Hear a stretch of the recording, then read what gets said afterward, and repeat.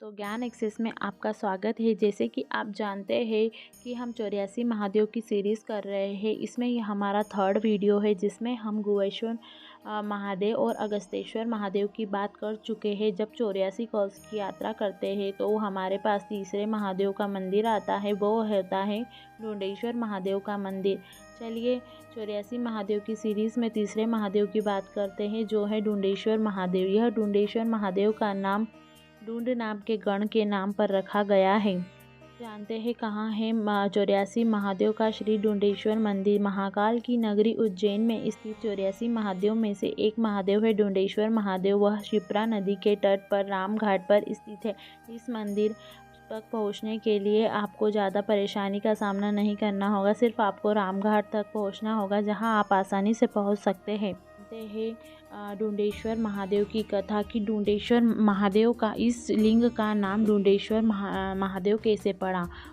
हमारे धर्म पौराणिक मान्यताओं के अनुसार भगवान शिव के कैलाश पर्वत पर डुंड नाम का एक गणनायक था, वो कि कुछ कामी और थोड़ा दुराचारी भी था। एक बार किसी कार्यवश वो इंद्र के दरबार में पहुंचा, जहां इंद्र के दरबार में नृत्य कर रही अप्सराओं को देखा। उन अप्सराओं में से अप्सरा रंभा को देखकर वह आसक्त रह गया और कामवश उसने एक फूलों का गुच्छा अप्सरा पर फेंक दिया। अप्सरा रंभा यह देखकर बहुत दुखी हुई और इसी स्थिति अप्सरा की देखकर इंद्र भी अधिक क्रोधित हो गए और इंद्र ने क्रोधित होकर डुंड को श्राप दे दिया। श्राप के प्रभाव से डुंड बेहोश होकर नीचे मृत्युलोक में गिर गया। जब मृत्युलोक में आकर गिरा तो डुंड को होश आया। तब उसे अपने कृत्य पर बहुत गुस्सा आया और वह बहुत परेशान हो गया। अपने पाप और श्राप से मुक्त होने के लिए वह वन व पर्वत भटकने लगा। पहले उसने महेंद्र पर्वत पर तपस्या की, लेकिन वहाँ उसे कोई सिद्धि प्राप्त नहीं हुई। इसी तरह वो श्राप से मुक्ति पाने के लिए गंगा तट पहुँचा, गंगा स्नान किया, तट पर तपस्या की, लेकिन वहाँ भी उसे कोई सिद्धि प्राप्त नहीं हुई। जब वह थक हार गया तब उसने धर्म व कर्म का मार्ग छोड़ने का निर्णय लिया। चूँकि वह गण थे महादेव के, इसलिए महादेव उन्हें हारने कैसे दे सकते थे। इसीलिए एक भविष्यवाणी हुई। उस भविष्यवाणी में महादेव ने कहा कि तुम महाकाल बन जाकर पवन पावनी क्षिप्रा तट पर पिशाच मुक्तेश्वर के पास स्थित एक दिव्य शिवलिंग की पूजा करो। इसी से तुम्हारे शाप से मुक्ति मिलेगी।